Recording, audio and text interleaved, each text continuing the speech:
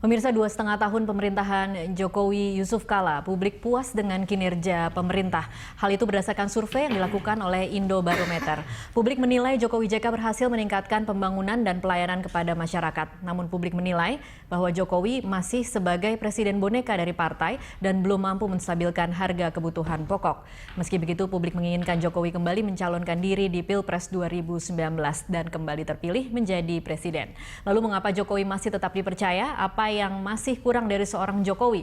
Apakah hasil kinerja 2,5 tahun memimpin sudah cukup menjadi modal untuk Jokowi maju lagi di Pilpres 2019? Bersama saya, Tasya Lutmila, Prime Time Talk hari ini akan membahasnya bersama narasumber yang telah hadir di studio. Yang pertama ada peneliti Indobarometer, Hadi Suprapto Rusli. Selamat malam, Mas Hadi. Ya, dan juga ada peneliti senior CSIS yang juga pengamat politik, J. Kristiadi. Selamat malam, Halo, Pak Mas. Apa kabar, Mbak? Yuk, Ya. baik-baik. Dan pemirsa, sebelum kita memulai perbincangan, kita akan simak terlebih dahulu sejumlah data terkait dengan survei 2,5 tahun pemerintahan Jokowi JK yang dilakukan oleh Indobarometer. Akan disampaikan oleh rekan saya, Carlos Michael. Silakan, Carlos. Iya, Tasya dan juga bapak-bapak yang ada di studio, kita akan langsung lihat sejauh mana hasil survei yang dilakukan oleh Indobarometer di 2,5 tahun kepemimpinan atau pemerintahan Jokowi dan Yusuf Kala. Kita lihat di sini, saya memiliki sejumlah data tingkat kepuasan publik. Ini terhadap kinerja Jokowi JK yang mengaku puas dengan kinerja Jokowi JK 66,4%. Sementara yang tidak puas 32%, 1,6% saja yang tidak tahu. Kemudian tingkat indikator keberhasilan, ini ada beberapa indikator di sini. Kita lihat 17,6% keberhasilan dilihat dari program pembangunan yang meningkat. Ini kemudian yang menjadi pendapat publik. Kita lihat ada berbagai pembangunan yang dilakukan oleh Presiden Joko Widodo. Kemudian adalah pelayanan pendidikan yang lebih baik di nomor urut kedua, yakni 10,1%. Sementara keberhasilan Kartu Indonesia Sehat, infrastruktur jalan yang lebih baik, kestabilan harga di daerah terpencil, ini berada di rasio 7% hingga 6,8%. Lalu kebijakan tol laut yang didengung-dengungkan oleh Presiden Joko Widodo semasa kampanye hingga 2,5 tahun bekerja ini hanya menempati 6,6%. Sementara upaya pemberantasan korupsi juga tergolong kecil, 5,8%. Sementara eksekusi hukuman mati dari pengedar narkoba di paling akhir 3,8%. Lalu kemudian indikator keberhasilan lainnya yakni hubungan dengan Arab Saudi. Kita tahu Raja Salman baru saja pulang dari kunjungannya ke Indonesia. Ini 3,7%. Reformasi birokrasi juga di angka yang sama, begitu juga penanganan terorisme. Sementara bantuan rakyat miskin, kemudian Kartu Indonesia Pintar, Kartu Keluarga Sejahtera, dan lainnya itu berada di rasio 3,7% ke bawah, hingga kemudian yang tidak tahu atau tidak menjawab itu lumayan besar, 15,7%. Lalu kita lihat lainnya indikator kegagalan. Jokowi dianggap gagal karena ia adalah pimpinan boneka partai. Ini 13,1%. Sementara 11,7% menyebut adalah karena harga kebutuhan pokok yang belum stabil. Lalu pelayanan kesehatan di fasilitas kesehatan buruk di angka 7,9%. Sementara perekonomian rakyat lalu disebut terlalu pro-Cina, stabilitas politik, dan juga keterbatasan lapangan pekerjaan, penegakan hukum tidak netral. Kasus SARA itu berada di rasio 7,9% hingga 5,1%.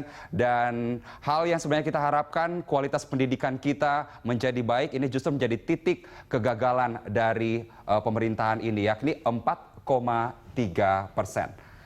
Lalu selanjutnya kita lihat indikator kegagalan lainnya, yakni dinilai bahwa pemberian Kartu Indonesia Pintar ini belum merata. Padahal sudah 2,5 tahun bekerja dan ini menjadi program utama dari pemerintahan ini. 4,3% menyebut ini adalah sumber kegagalan. Sementara penanganan kemiskinan belum maksimal, 3,8%. Pengelolaan sumber daya alam yang buruk, bantuan belum tepat sasaran, kesejahteraan rakyat juga belum merata, kesenjangan sosial, kemudian moda transportasi umum, masalah keamanan ini berada di rasio 3,8 hingga 1,1%.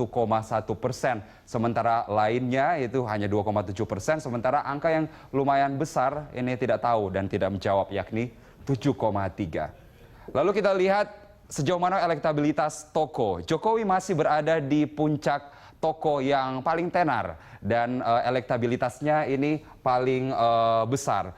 Kita lihat 31,3%, sementara di tempat kedua adalah rival utama Jokowi pada tahun 2014, yakni Prabowo Subianto di angka 9,8%.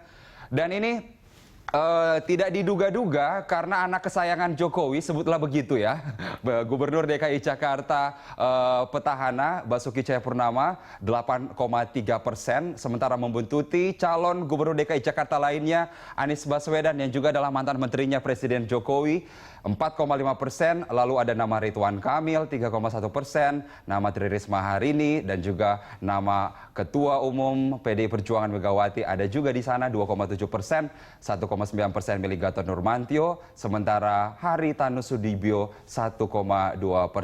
Sayangnya kita tidak menemukan nama Susilo Bambang Yudhoyono di nama-nama tersebut. Lalu kita lihat kemudian simulasi jika kemudian pemilu presiden dilakukan. Ini adalah simulasi calon presiden. Angka yang paling banyak masih didapatkan oleh Joko Widodo, presiden kita 45,6%. Sementara angka yang hampir mirip dengan elektabilitas tadi, Prabowo Subianto 9,8%, Basuki Cahayapurnama 8,7%, dan juga berurutan sama tadi Ridwan Kamil. Tapi ada nama Agus Harimurti Yudhoyono 2,5%. Ada nama Presiden PKS M. Sohibul Iman 2,1%, Tri Risma Harini, Wali Kota Surabaya 2%, Megawati 1,6%, dan Wakil Presiden Yusuf Kala yang paling akhir itu mendapatkan 1%. Lalu kepercayaan publik yang disurvei oleh Indobarometer, kita lihat.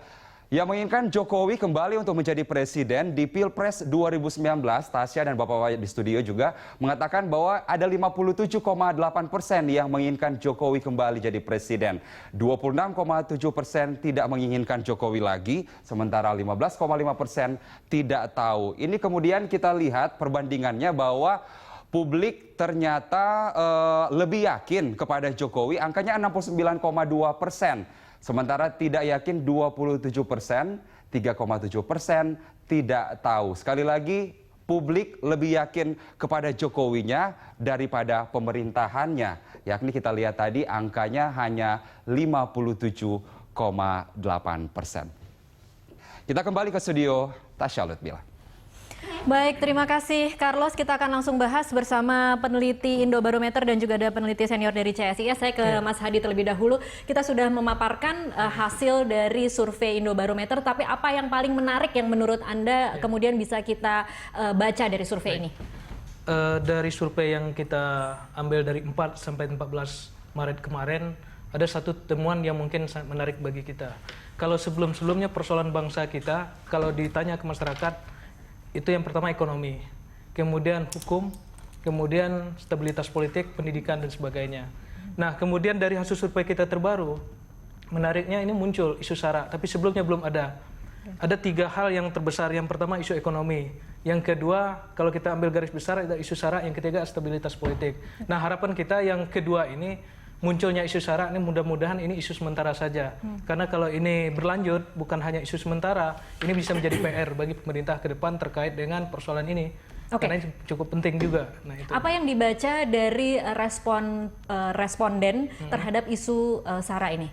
Kalau kita lihat dari pertanyaan ini kan muncul. Nah, munculnya kan kita tidak tahu apakah ini respon seketika atau seperti apa. Tapi harapan kita dengan respon ini menjadi catatan kalau seandainya isu ini ke depannya terus berlanjut. Kalau kita survei 6 bulan yang akan datang misalnya kan atau tahun depan isu SARA ini mesti muncul, itu menjadi PR bagi pemerintah. Tapi untuk sementara yang paling besar adalah persoalan ekonomi. Kemudian yang kedua SARA, yang ketiga adalah isu stabilitas politik. Itu yang kita dapatkan. Oke, baik. Angka 57,8% responden menginginkan Jokowi terpilih kembali. Ini angka yang bisa dibilang aman atau sebenarnya seharusnya lebih tinggi atau seperti apa? Oke. Kalau untuk incumbent dengan angka 57% itu adalah angka modal dasar ya.